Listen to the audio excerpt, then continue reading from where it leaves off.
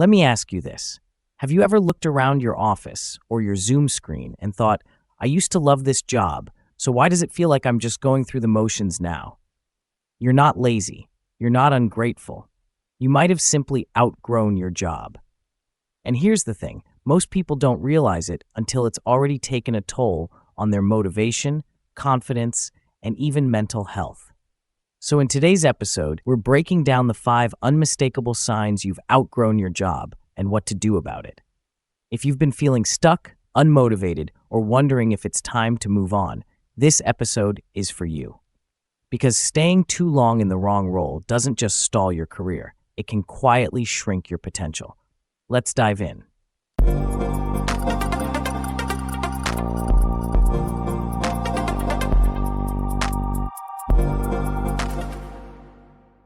Hi everyone, welcome back to the Work Chat. Today, we're talking about something a lot of professionals experience but rarely stop to name, the signs that you've outgrown your role. Let's start with sign number 1. You're learning less but working more. In the beginning, your job probably challenged you. You learned new tools, took on projects that scared you a little, and felt that stretch that comes with growth. But now, you can do your tasks with your eyes closed. You're busy, yes, but you're not growing. This is one of the biggest red flags of professional stagnation, when your workload increases but your learning plateaus. You're putting in the effort, but the effort isn't compounding into new skills, experiences, or opportunities. And here's what makes this dangerous. Comfort feels safe, but it can be a trap. When your brain stops learning, your enthusiasm follows.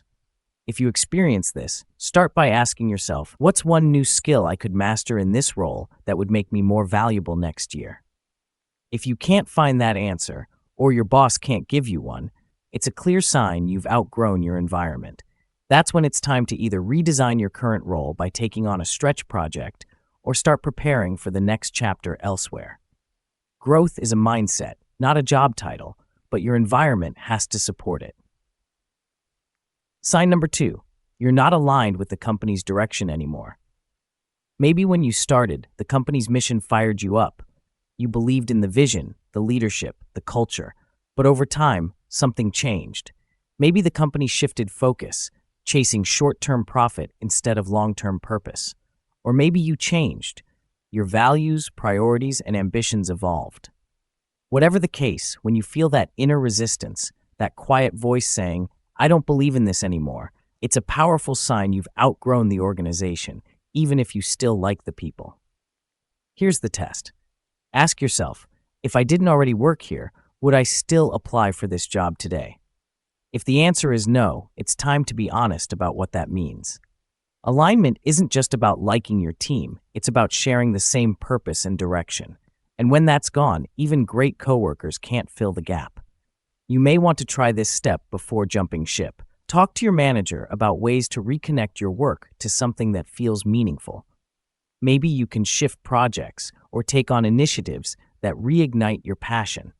But if you've tried that and still feel detached, it's probably time to move on. Sign number 3, your motivation is external, not internal. Remember when you used to get excited about finishing a project because you believed in it? Now you're mostly motivated by the paycheck, the benefits, or the vacation days. That's a subtle but powerful shift. It doesn't mean you're unmotivated. It means your motivation has changed from internal to external. You're not chasing mastery or fulfillment anymore. You're chasing relief. You find yourself saying things like, just get through the week. It's not that bad. Or, at least it pays well. That's survival mode. And the truth is, staying too long in a role that doesn't energize you can numb your ambition. Here's what you can do. Find your spark again, inside or outside your current job. Sometimes, all it takes is adding something new, mentoring a junior teammate, volunteering for a different project, or even launching a side learning goal. But if no amount of effort rekindles that energy, your inner compass is already pointing you towards something new. Listen to it. Sign number 4. You've become the go-to person, but you're stuck there. This one can be tricky because it feels like a compliment. You've become reliable, respected, and trusted. You're the person everyone depends on. But here's the hidden downside. When you're too good at what you do, people stop seeing you as someone who can grow into new things. You've been typecast in your own role. Maybe you've been the operations expert or project manager for years, and even though you could take on more strategic work, no one's offering you the chance because they need you right where you are. That's not loyalty, it's inertia. If that is you, it's time to reframe how others see you. Start talking in terms of outcomes, not just tasks. For example, instead of saying, I manage projects, try, I lead initiatives that increase cross-functional efficiency. Highlight results and strategic impact in your communication. You're not abandoning your expertise, you're elevating your identity. And if your organization can't or won't see you as more than what you've always done, it might be time to find a place that will. Sign number 5, you stay because it's comfortable, not because you're growing. This is the hardest one to admit. You tell yourself you're staying because it's stable, the people are nice, or things aren't that bad. But deep down, you know the real reason. You're comfortable. And comfort is career quicksand. It feels good in the short term, but over time, it slowly pulls you down. You lose your edge. Your curiosity dulls. Your sense of purpose fades. The danger of comfort is that it disguises itself as safety, but in reality, it's stagnation dressed as stability. Here's the truth. If you're not growing, you're slowly falling behind. And no, this doesn't mean you need to quit tomorrow. It means it's time to get intentional again. Ask yourself, if I stay another year doing exactly what I'm doing now, will I be closer to who I want to become? If the answer is no, it's time to start planning your next move before frustration makes the choice for you. So what should you do if you recognize yourself in any of these signs? Here's a step-by-step plan to help you move forward strategically without panic quitting. Step 1. Reflect before you react. Take a week to write down what exactly feels off. Is it the work itself, the leadership, the culture, the lack of growth? The clearer you are, the smarter your next step will be. Step 2. Have an honest conversation. If you still see potential in your organization, schedule a conversation with your manager. Frame it like this. I've been reflecting on how I can grow more effectively in my role. Are there opportunities to take on new challenges or expand my scope? This shows initiative and gives your employer a chance to retain you before you walk out the door. Step 3. Build a growth plan, inside or outside. If growth isn't available internally, start designing it externally. That might mean online courses, networking, mentorship, or exploring parallel industries. Growth doesn't always mean leaving, it just means evolving.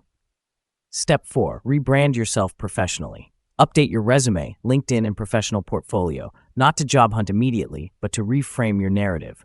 Use active, forward-facing language, led transformation of X, implemented strategy to improve Y, drove cross-functional results to achieve Z. When you speak the language of growth, new opportunities start recognizing you faster. Step 5. Set a 90-day decision window. Give yourself permission to explore without pressure.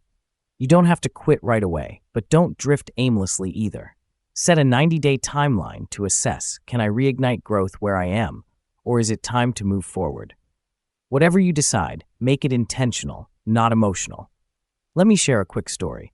A senior analyst I coached named Marcus felt stuck. He'd been at the same company for 8 years, loved his coworkers, knew the systems inside out, but lately he felt like he was running in circles. He started noticing small signs, no new learning, same projects, same conversations. So instead of quitting impulsively, he did something different. He told his manager, I want to grow, and I'd love to explore leading a cross-functional project. That one sentence led to a completely new opportunity. He got to lead a digital transformation initiative, which later positioned him for a promotion. The takeaway? Outgrowing your job doesn't always mean leaving immediately. It means refusing to stay stagnant. At the end of the day, outgrowing your job isn't failure, it's evolution. It's your ambition telling you you're ready for more. And the truth is, every professional who's made it to leadership, executive roles, or entrepreneurship has gone through this exact phase. The key difference? They listened to it before it turned into burnout or resentment. So if you're feeling stuck, uninspired, or misaligned, take it as a signal, not a setback. Your next level isn't waiting somewhere else. It's waiting for you to claim it. That's a wrap for today's episode of The Work Chat. If this episode resonated with you, hit like and subscribe for more workplace and career growth insights. And I'd love to hear from you in the comments. Have you ever felt like you've outgrown a job? What helped you make your next move? Remember, your career is a journey, not a job title. Keep growing, keep learning, and I'll see you in the next episode.